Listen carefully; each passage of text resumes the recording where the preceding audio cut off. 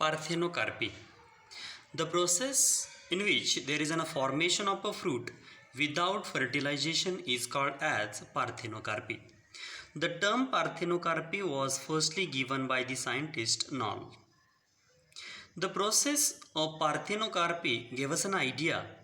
The fruit is developed from the ovary without fertilization. That means such fruits are without seed. So those are seedless fruit.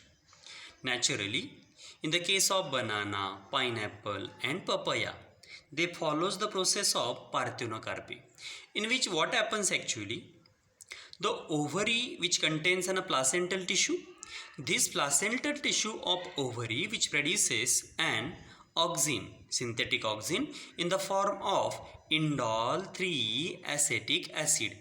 This indole 3 acetic acid stimulates the ovary to produce the fruit without fertilization. That means we can say auxin or IAA stimulates the process of parthenocarpy.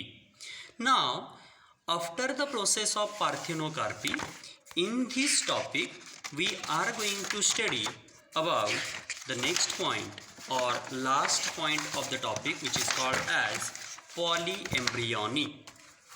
Then what is meant by polyembryony?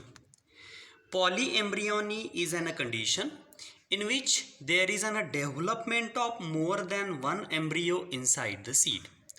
The process in which there is a development of more than one embryo inside the seed is called as polyembryony. The term polyembryony and the process of polyembryony was firstly studied by the scientist Leeuwenhoek into the citrus seed. In the process of polyembryony, one can observe many embryos are developed inside the one ovule, inside the one seed. Now, as per the process of arisings of embryo from the same or from different embryo sac, the polyembryony are of two types, as true polyembryony or false polyembryony. In true polyembryony, one can observe the embryo get arise from the same embryo sac, and in false polyembryony, one can observe the embryo which get arised from different embryo sac. Another thing, in the case of polyembryony, one can observe it shows adventative polyembryony.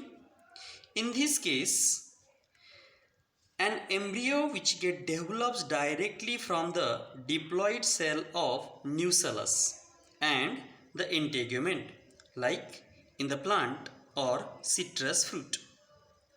In cleavage polyembryony, the zygote proembryo sometimes divide, which go for the cleavage, so called as a cleavage polyembryony, into many parts or units. Now each unit is started to develop into the new embryo, and the condition it is called as cleavage polyembryony.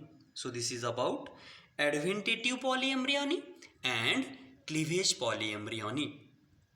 Here you can observe the polyembryony which is helpful to increase the chance of survival of the new plants. The nucellar adventative polyembryony is of a great importance in the process of horticulture. This is about the polyembryony, and it's all for the topic reproduction in lower and higher plants.